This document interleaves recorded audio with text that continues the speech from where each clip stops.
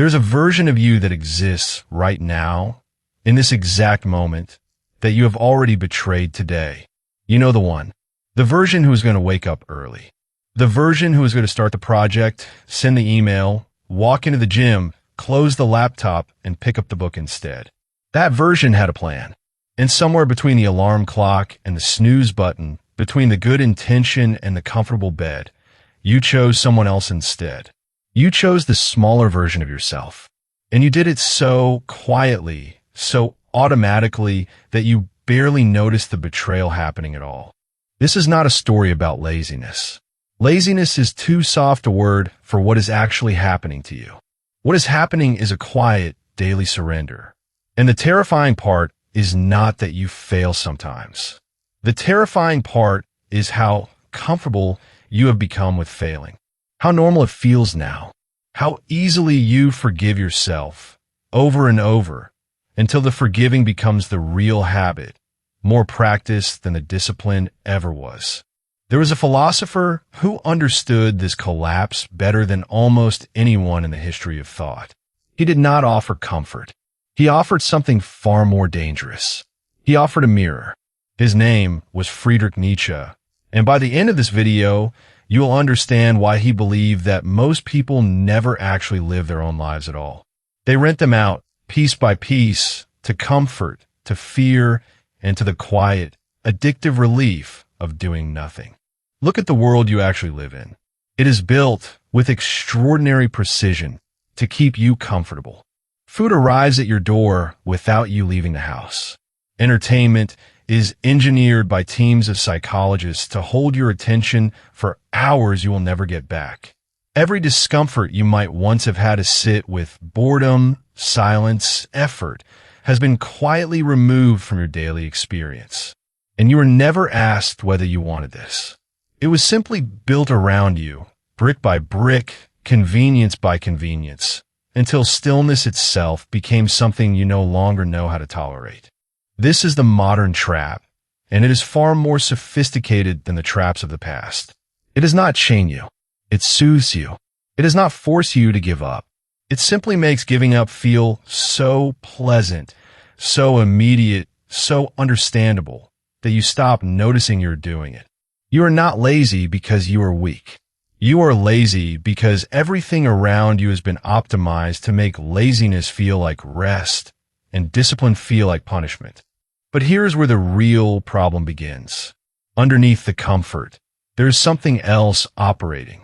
Fear. Not the dramatic fear of danger, but a quieter, more corrosive fear. The fear of your own potential. Because if you actually tried, fully, honestly, with everything you had, and it still was not enough, what would that mean about you? It is far safer to stay unfinished. It is far safer to say you could have done it if you had really tried. As long as you never really try, you protect a fragile, comfortable illusion of who you might have been. Nietzsche had a phrase for the kind of person who lives this way. He called it living according to the herd. Not because the herd is stupid, but because the herd is safe. To follow the herd means never having to justify your own existence to yourself. You simply do what is expected. You take the job that looks respectable. You repeat the opinions that will not get you criticized. You measure your life against other people's approval instead of your own standards, because someone else's approval is easier to obtain than the brutal, private judgment of your own conscience. And this is the part most people never understand. The person who lives for approval is not actually free of judgment. They're drowning in it. They have simply outsourced the judging to everyone around them. And in doing so, they have made their own inner life a courtroom run by strangers. Nietzsche was not a comfortable man, and he did not write comfortable philosophy. He lived much of his life in physical pain, in near isolation, misunderstood by almost everyone around him, and largely ignored during his own lifetime. He was not handed discipline. He built it out of necessity, because the alternative was collapse. And what he came to believe through that suffering was radical for his time and remains radical now. He believed that meaning is not something you discover sitting quietly and waiting for it to arrive. Meaning is something you create through struggle, through the deliberate imposition of order onto the chaos of your own instincts. This is where his idea of self-overcoming enters the picture, and it is worth sitting with because it will change how you see every excuse you have ever made for yourself. Nietzsche did not believe human beings have a fixed, static self waiting to be discovered. He believed the self is something built continuously through the choices you make when no one is watching and nothing is forcing you. Every time you choose comfort over growth, you are not simply avoiding effort. You are actively constructing a smaller version of yourself. And every time you choose discipline over ease, you are constructing something stronger, layer by layer, day by day, whether you feel like it that day or not. This is not motivational language. This is closer to something structural. Your character is not a fixed possession. It is a habit you are building through repetition, whether you intend to or not. The frightening implication is this: you cannot opt out of building yourself. There is no neutral ground. Every day you either strengthen the disciplined self or you strengthen the comfortable, avoidant one. There is no pause button on becoming. Nietzsche used a phrase that has been repeated so often it has almost lost its meaning, but it deserves to be taken seriously here. He spoke of the will to power, not as domination over others, but as the drive within every living thing to grow, to expand, to overcome resistance rather than avoid it. Applied to your daily life, this idea is almost violent in its clarity. Resistance is not the enemy of growth. Resistance is the material growth is made from. The gym does not build strength by being easy. The mind does not build discipline by being comfortable. The very friction you have spent years trying to eliminate from your life is the exact friction your character was supposed to be built against. So why do you keep avoiding it?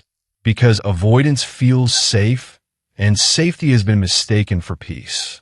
But there is no peace in avoidance.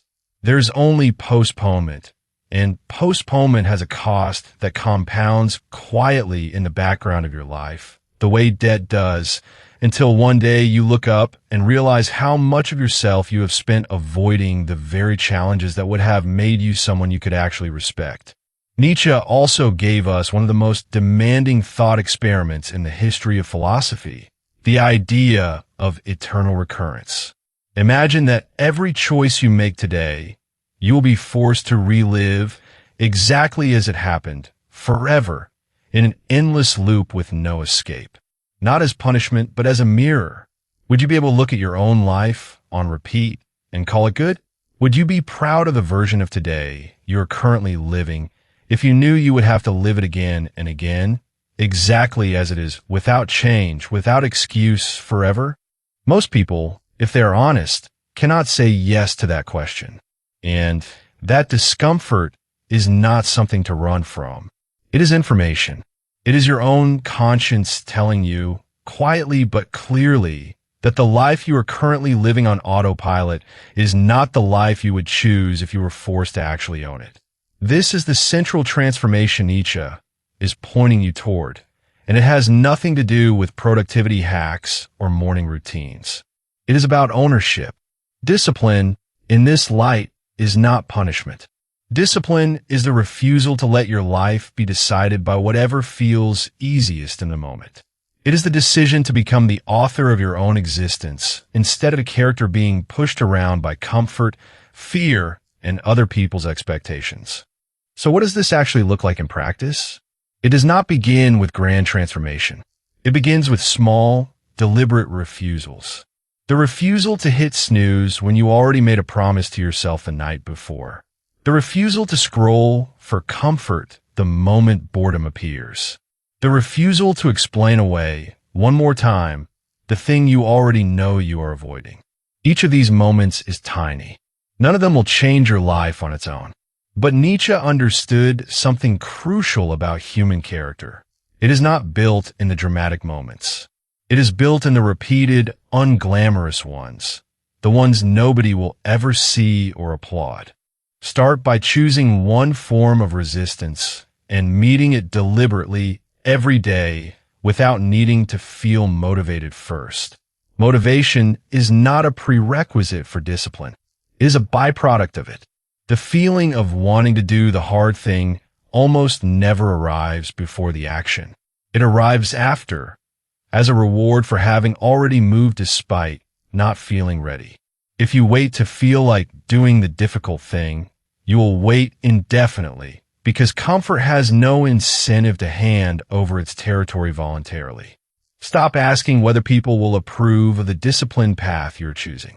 Nietzsche's entire philosophy is a rejection of borrowed values.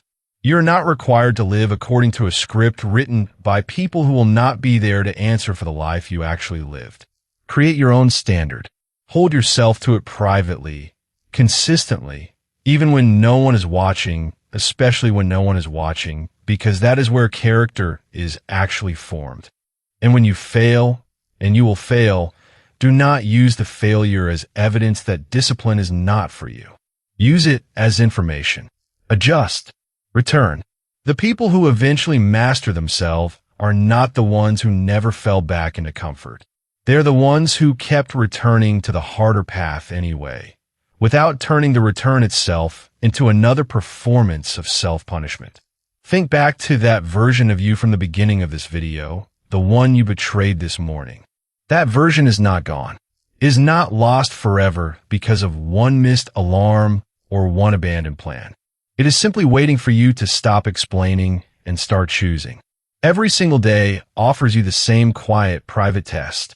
Not a test anyone else will grade. Not a test that comes with applause. Just the test of whether you will build the stronger self or the smaller one. One more time, today. Nietzsche did not offer comfort, and neither should this video.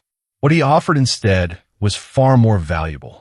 He offered a standard almost no one is willing to meet, and the honest acknowledgement that meeting it is entirely, terrifyingly up to you. No teacher is coming to save you from your own comfort. No sudden motivation is going to arrive and carry you through the next difficult decision. There is only the choice in front of you right now, the same one that has been in front of you every day of your life. Imagine living today again, exactly as you are about to live it, on an endless loop forever. Could you call it good? If the answer is no, you already know what needs to change. The only remaining question is whether you are willing to become the kind of person who actually does something about it.